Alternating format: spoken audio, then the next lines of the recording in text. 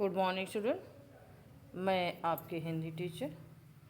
बच्चों, आज के वीडियो का विषय है सर्वनाम। सर्वनाम का अर्थ होता है सभी नाम, अर्थात सब नाम, जितने भी नाम हैं, इसीलिए इसको सर्वनाम के नाम से जाना जाता है। सर्व माने सब, नाम माने नाम।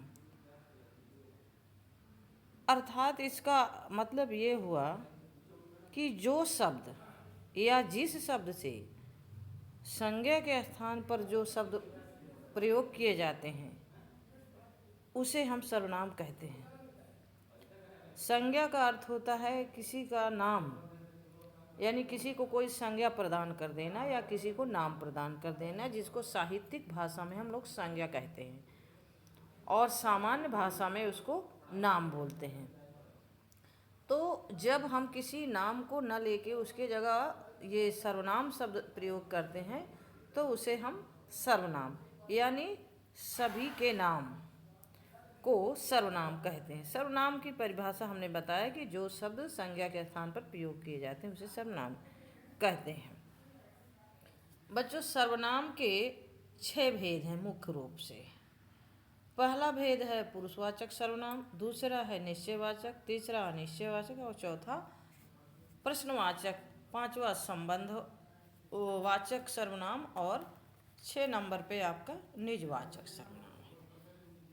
तो इस प्रकार से आपके 6 सर्वनाम हुए। अब पहला जो पुरुषवाचक सर्वनाम है, पुरुष का अर्थ होता है व्यक्ति। इसमें जो शब्द बोलने वाले यानी जो बोलने वाला है पुरुषवाचक सर्वनाम, इसमें 3 लोग आते हैं पुरुषवाचक सर्वनाम। 3 व्यक्ति कौन? जो बोल रहा है, जो सुन रहा है और जिसके बारे में बात बोली जा रही है। तो जो शब्द बोलने वाले अर्थात जो बोलने वाला है, वक्ता जिसको कहते हैं, यानी जो वो होता है क्या है, उत्तम पुरुष। और सुनने वाला और श्रोता यानी बोलने वाला और सुनने वाला और जिस व्यक्ति के बारे में बात की जाती है उसे अन्य पुरुष की। तो इस प्रकार से 3 पुरुष हो जाते हैं पुरुषवाचक सर्वनाम में। प्रथम, मध्यम और उत्तम पुरुष। पुरुषवाचक के 3 भेद हुए, उत्तम, मध्यम और अन्य पुरुष। उत्तम पुरुष जो वक्ता है, मध्यम सुनने वाला और अन्य जिसके बारे में बात की जाए। अन्य पुरुष को प्रथम पुरुष के नाम से भी जाना जाता है। दूसरा आपका सर्वनाम है निश्चयवाचक। जो सर्वनाम किसी पास या दूरी की वस्तु को व्यक्ति को निश्चित बोध कराएं या निश्चित संख्या का बोध कराएं, किसी व्यक्ति वस्तु स्थान के निश्चितता का ज्ञात कराते हैं, उन्हें निश्चयवाचक सर्वनाम कहते हैं। जैसे यह रमेश की किताब है, यानी एक क्लियर है या निश्चय है कि ये रमेश की किताब, वह मेरी कलम है, ये मेरी कलम, ये मेरा घर है, ये मेरा विद्यालय है, यानी जिसके बारे में उसे निश्चित पता है उसको निश्चय। तीसरा है अनिश्चयवाचक। अनिश्चय में ऐसा शब्द जिस सर्वनाम शब्द से किसी निश्चित वस्तु या व्यक्ति का बोध ना हो या कोई चीज़ निश्चित पता ना हो, अनिश्चित हो, तो उसे हम अनिश्चित सर्वनाम के नाम से जानते हैं। अब है चौथा प्रश्नवाचक सर्वनाम। प्रश्नवाचक सर्वनाम में जिस सर्वनाम शब्दों का प्रयोग प्रश्न पूछने के लिए किया जाता है वे प्रश्नवाचक सर्वनाम कहलाते हैं। उदाहरण के रूप में वो कौन रो रहा है, यह काम किसने किया, डिब्बे में क्या है, तुम क्या करोगे, तुम कब जाओगे, तुम कहाँ हो, कौन, क्या, कहाँ, कब, कहाँ, किसका, कैसे, ये सारे शब्द प्रश्नवाचक सूचक के नाम हैं। इन्हें हम प्रश्नवाचक सर्वनाम के नाम से जानते हैं। 5 नंबर पे आपका है संबंधवाचक सर्वनाम। जिस शब्द से वाक्य में आए किसी दूसरे सर्वनाम शब्द से संबंध हो, यानी एक सर्वनाम का दूसरे सर्वनाम से जब संबंध पता चलता है तो इसे हम संबंधवाचक सर्वनाम कहते हैं। यानी जैसा करोगे वैसा भरोगे। तो यहाँ जैसा और वैसा ये दोनों सर्वनाम है, एक दूसरे से संबंध, जो पढ़ेगा सो पास होगा, यानी जो और सो, इनका ये दोनों सर्वनाम है और इनका दोनों का आपस में संबंध है।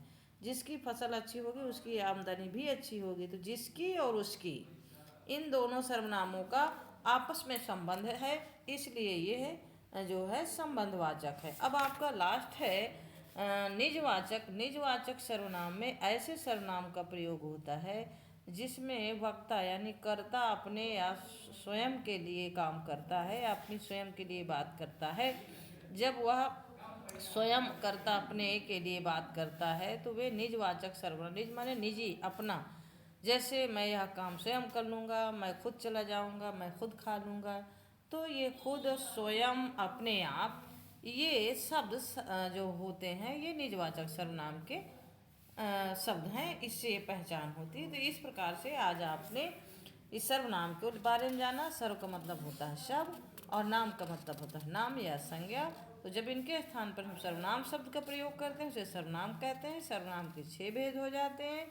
पहला पुरुषवाचक, दूसरा निश्चय, तीसरा निश्चय, चौथा प्रश्नवाचक और संबंधवाचक और निजवाचक। तो इस प्रकार से आपने 6 सर्वनाम के बारे में जाना। तो बच्चों, आपका यह पाठ सर्वनाम यही समाप्त होता है और इसके बारे में आपको जब हम क्लास लेंगे उसमें आपको समझाएंगे। Thank you student.